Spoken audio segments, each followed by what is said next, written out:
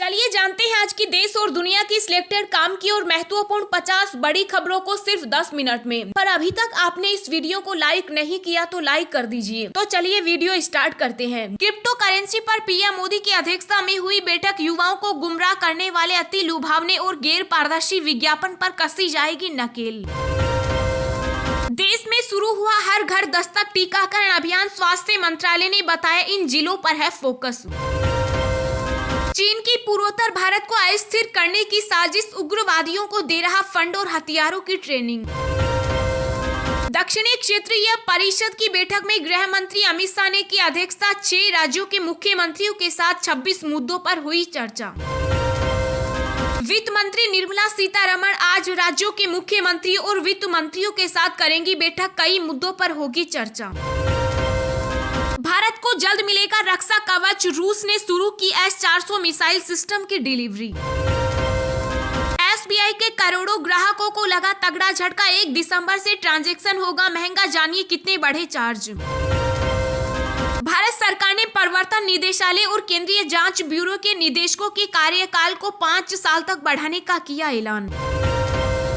राजधानी में फिर से लॉकडाउन जैसे हालात, बढ़ते प्रदूषण पर दिल्ली सरकार का फैसला, स्कूल सरकारी दफ्तर 1 हफ्ते के लिए बंद। दिल्ली महिला आयोग की अध्यक्ष की राष्ट्रपति रामनाथ कोविंद को चिट्ठी, कंगना रनौत से पद्मश्री वापस लेने की मांग। यूपी में बड़ी हलचल, बसपा सुप्रीमो मायावती से मुलाकात कर सकती है प्रियंका गांधी। त्रिपुरा के PMAYG लाभार्थियों को पीएम मोदी का संबोधन, बोले आज हर व्यक्ति को मिल रहा योजनाओं का लाभ। सेना प्रमुख MM नरवणे इजरायल की 5 दिवसीय यात्रा पर वैश्विक सुरक्षा पर करेंगे वार्ता। पाकिस्तान ने जेल से रिहा किए 20 भारतीय मछुआरे बाघा बॉर्डर से आज करेंगे वतन वापसी। भारत के खिलाफ साजिश कर रहा ब्रिटेन, भारत ने उठाया खालिस्तान जनमत संग्रह का मुद्दा। निशाने पर खुर्शीद, केंद्रीय मंत्री रेड्डी ने कहा हिंदुओं से ही है भारत में सेक्युलरिज्म, नहीं तो बन जाएगा पाकिस्तान। वाराणसी से दिल्ली तक बुलेट ट्रेन की DPR तैयार, ज्ञानपुर ट्रैक के किनारे से बनेगा हाई स्पीड कॉरिडोर। यूपी में बढ़ रहा जीका वायरस का संक्रमण, मरीजों के लिए लखनऊ में बनाए जाएंगे कंटेनमेंट जोन। देश में पिछले 24 घंटों में कोरोना संक्रमण के 11,000 से अधिक मामले हुए दर्ज, आधे से ज्यादा केस केरल के। सीएम आदित्यनाथ के गढ़ में जाकर बोले अखिलेश, यूपी को योगी सरकार की जरूरत, योगी की नहीं। किसानों के लिए अलर्ट, फिर बना निम्न दबाव का क्षेत्र, कई राज्यों में हो सकती है जोरदार बारिश। गाय के लिए अलग कैबिनेट बनाने वाले MP के CM बोले गोमूत्र और गोबर से सुधरेगी अर्थव्यवस्था। कम दूरी के विमानों में बहाल हो सकती है खाना देने की सुविधा, स्वास्थ्य मंत्रालय ने दी जानकारी। मध्य प्रदेश सरकार का बड़ा फैसला, आदिवासी सम्मेलन जनजातीय गौरव दिवस कार्यक्रम में जाने वाली गाड़ियों से नहीं वसूलेंगे टोल टैक्स। सपा प्रमुख अखिलेश यादव का बीजेपी पर हमला, कहा JAM का मतलब झूठ, अहंकार और महंगाई। भाजपा सामाजिक प्रतिनिधि सम्मेलन में CM योगी आदित्यनाथ बोले जिन्ना का महिमा मंडल करने वाले एक प्रकार से तालिबान के समर्थक। पूर्व प्रधानमंत्री जवाहरलाल नेहरू की जयंती पर पीएम मोदी, कांग्रेस अध्यक्ष सोनिया गांधी ने दी श्रद्धांजलि। COP26 संयुक्त राष्ट्र सम्मेलन में भारत की कूटनीतिक जीत, जलवायु परिवर्तन पर दुनिया को मनवाई बात। दिल्ली NCR में एक बार फिर से बढ़े CNG के दाम, जाने क्या है नई कीमत। कंगना रनौत ने अब उठाए भारत के विभाजन पर सवाल, बोली हम स्वतंत्रता सेनानियों का अनादर कर रहे। शिल्पा शेट्टी और राज कुंद्रा की मुश्किलें नहीं हो रही कम, अब दर्ज हुआ धोखाधड़ी का केस। बढ़ते क्राइम पर तेजस्वी का CM पर तंज, बोले नीतीश कुमार की गैंग चला रही बिहार। अभिनेता सोनू सूद का बड़ा ऐलान, कहा बहन मालविका सूद करेगी राजनीति में प्रवेश। BCCI अध्यक्ष सौरव गांगुली ने किया कंफर्म, VVS लक्ष्मण संभालेंगे NCA का चार्ज। जी हां दोस्तों, और भी बहुत बड़ी काम की खबरें निकल कर आ रही हैं, इसलिए वीडियो को लास्ट तक जरूर देखना। तो चलिए अब जानते हैं जो महत्वपूर्ण काम की खबरें हैं उनको विस्तार से। पर इससे पहले अभी तक आपने इस वीडियो को लाइक नहीं किया तो लाइक कर दीजिए। क्रिप्टो करेंसी पर पीएम मोदी की अध्यक्षता में हुई बैठक युवाओं को गुमराह करने वाले, अति लुभावने वाले और गैर पारदर्शी विज्ञापन पर कसी जाएगी नकेल। जी हां, प्रधानमंत्री नरेंद्र मोदी की अध्यक्षता में क्रिप्टो करेंसी को लेकर बड़ी बैठक हुई। बैठक में युवाओं को गुमराह करने वाले, अति लुभावने और गैर पारदर्शी विज्ञापन पर चिंता जताई गई और यह तय किया गया कि इन विज्ञापनों पर नकेल कसी जाएगी। पीएम मोदी द्वारा बुलाई गई बैठक में यह तय किया गया कि अनरेगुलेटेड क्रिप्टो बाजारों को मनी लॉन्ड्रिंग और टेरर फाइनेंशियल का जरिया नहीं बनने दिया जाएगा। क्रिप्टो करेंसी को लेकर ये बैठक बहुत ही व्यापक थी, जिसमें हर पहलुओं को लेकर चर्चा की गई। आरबीआई, वित्त मंत्रालय, गृह मंत्रालय ने पूर्व में क्रिप्टो करेंसी को लेकर देश और दुनिया भर के एक्सपर्ट के साथ इस बारे में विचार विमर्श किया। दुनिया भर में क्रिप्टो करेंसी के उदाहरणों और बेस्ट प्रैक्टिस का भी अध्ययन किया गया। इसके बाद खुद प्रधानमंत्री ने ये बैठक बुलाई थी। सरकार इस तथ्य से अवगत है कि क्रिप्टो करेंसी एक विकसित तकनीक है, इसलिए सरकार इस पर कड़ी नजर रखेगी और सक्रिय कदम उठाएगी। बैठक में इस बात पर भी सहमति थी कि सरकार द्वारा इस क्षेत्र में जो कदम उठाए जाएंगे वो प्रगतिशील और दूरदर्शी वाले होंगे। सरकार विशेषज्ञों और अन्य स्टेक होल्डरों के साथ सक्रिय रूप से चर्चा जारी रखेगी।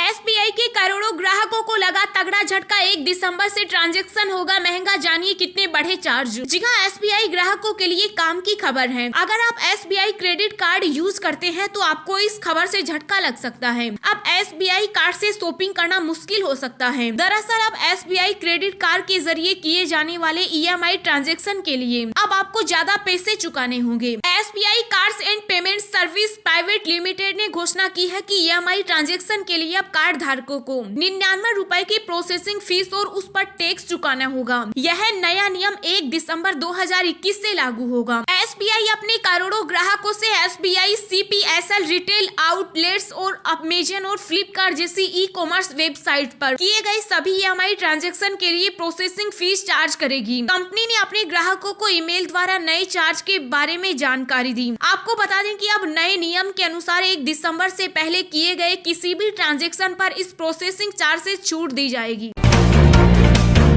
देश में शुरू हुआ हर घर दस्तक टीकाकरण अभियान, स्वास्थ्य मंत्रालय ने बताया इन जिलों पर है फोकस। जी हां, देश में कोरोना टीकाकरण अभियान को और मजबूती देने के लिए सरकार ने हर घर दस्तक अभियान की शुरुआत कर दी। स्वास्थ्य और परिवार कल्याण मंत्रालय के एडिशनल सेक्रेटरी मनोहर अगनानी ने कहा कि हमने घर घर जाकर वैक्सीन लगाने का काम शुरू कर दिया है। अगनानी ने बताया कि हमारे हेल्थ वर्कर्स भारत भर में पात्र लोगों को घर घर जाकर टीकाकरण करेंगे, जिसमें उन जिलों पर विशेष ध्यान दिया जाएगा जहां अभी 50% से कम योग्य आबादी का टीकाकरण किया गया। इस वेबिनार के दौरान डॉक्टर अगनानी ने कहा कि देश भर में वैक्सीनेशन को लेकर लोगों में उत्साह देखने को मिल रहा है। अभी तक लोगों के बीच टीके को लेकर डर देखने को मिल रहा था, लेकिन अब धीरे धीरे लोग वैक्सीन पर भरोसा कर रहे हैं। डॉक्टर अगनानी महीने भर चलने वाले हर घर दस्तक अभियान के बारे में जागरूकता को मजबूत करने पर मीडिया के लिए एक इंटरएक्टिव वेबिनार में कहा कि सरकार चाहती है कि इस अभियान के तहत 30 नवंबर तक कोविड-19 रोधी टीकों की पहली खुराक कम से कम 90% पात्रों को लग जानी चाहिए। इसके अलावा जिन्हें दूसरी डोज लगनी है वो भी अधिक से अधिक दूसरी डोज लगवा लें। आपको बता दें कि भारत में लगभग 79% योग्य आबादी को वैक्सीन की पहली डोज दी जा चुकी, जबकि अन्य 38% लोग पूरी तरह से वैक्सीनेट हो चुके। 100% वयस्क आबादी को टीके की पहली खुराक मिल चुकी है।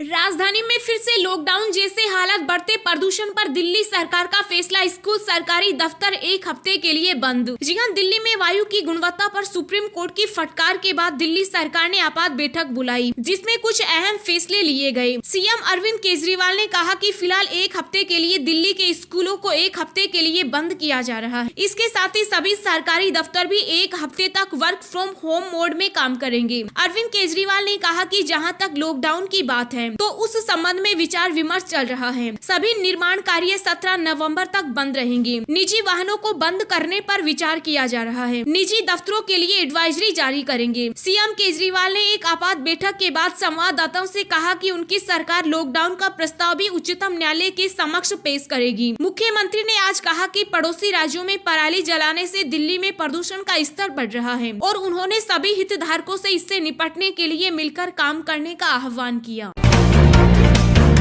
देश में पहली बार राजस्थान विधानसभा विधानसभा में लोकसभा अध्यक्ष ओम बिरला की अध्यक्षता में हुआ बाल सत्र का आयोजन। बच्चों ने निभाई अध्यक्ष एवं मुख्यमंत्री की भूमिका। जी हां, देश में पहली बार राजस्थान विधानसभा में बाल सत्र का आयोजन बाल दिवस पर किया गया, जिसमें भाग लेने वाले बच्चों ने विधायक से लेकर अध्यक्ष और मुख्यमंत्री की भूमिका निभाई। विधानसभा अध्यक्ष डॉक्टर सीपी जोशी ने बताया कि देश के लोकतांत्रिक इतिहास में पहली बार राजस्थान विधानसभा में बाल सत्र का आयोजन किया गया। उन्होंने कहा कि बाल दिवस के अवसर पर राजस्थान विधानसभा में यह ऐतिहासिक सत्र सदियों लोकतंत्र को मजबूती प्रदान करेगा और लोकतंत्र को लेकर बच्चों के मन की जिज्ञासाओं को भी हम सभी समझ सकेंगे। डॉक्टर जोशी के अनुसार यह बाल सत्र सरकार और उसकी कार्य प्रणाली को लेकर बच्चों की समझ को बढ़ाने में भी सहायता करेगा। देश के प्रथम प्रधानमंत्री पंडित जवाहरलाल नेहरू की जयंती के अवसर पर बाल दिवस को राजस्थान विधानसभा में पहली बार बाल सत्र का आयोजन किया गया। सत्र के मुख्य अतिथि लोकसभा ओम बिरला थे। सत्र में मुख्यमंत्री अशोक गहलोत, मंत्री गण और विधायक गण भी सम्मिलित हुए। दिन भर की ताजा खबरें सोशल मीडिया पर पाने के लिए आप हमें फेसबुक, ट्विटर, टेलीग्राम पर ज्वाइन करें। लिंक नीचे डिस्क्रिप्शन में दी गई है। इसके साथ ही खबरें सबसे पहले पाने के लिए चैनल को सब्सक्राइब करें और बेल आइकन को प्रेस करके ऑल को सेलेक्ट करें। किसानों के लिए अलर्ट, फिर बना निम्न दबाव का क्षेत्र, कई राज्यों में हो सकती है जोरदार बारिश। जी हां, भारतीय मौसम विभाग के मुताबिक दक्षिणी अंडमान सागर में एक कम दबाव का क्षेत्र बना हुआ है। इसके उत्तरी अंडमान सागर और उससे सटे बंगाल की खाड़ी की तरह बढ़ने की संभावना है और यह एक डिप्रेशन में बदल सकता है। इसको लेकर मौसम विभाग ने किसानों को अलर्ट रहने के लिए कहा है। इसके और तीव्र होने से 18 नवंबर के आसपास आंध्र प्रदेश तट के आसपास पहुंचने की संभावना है। इस लो प्रेशर एरिया के कारण 16 से 18 नवंबर के बीच कई राज्यों में भारी बारिश हो सकती है। निजी मौसम पूर्वानुमान एजेंसी स्काईमेट वेदर की एक रिपोर्ट में कहा गया है कि निम्न दबाव के क्षेत्र प्रभाव से आंध्र प्रदेश के तटों सहित पश्चिम ओडिशा, दक्षिणी छत्तीसगढ़ और तेलंगाना में जोरदार बारिश हो सकती है। IMD के अनुसार इसके अलावा अगले 24 घंटों के दौरान ओडिशा, केरल, तटीय कर्नाटक, तमिलनाडु के कुछ हिस्सों और दक्षिणी आंतरिक कर्नाटक में हल्की से मध्यम बारिश के साथ कुछ स्थानों पर भारी बारिश हो सकती है।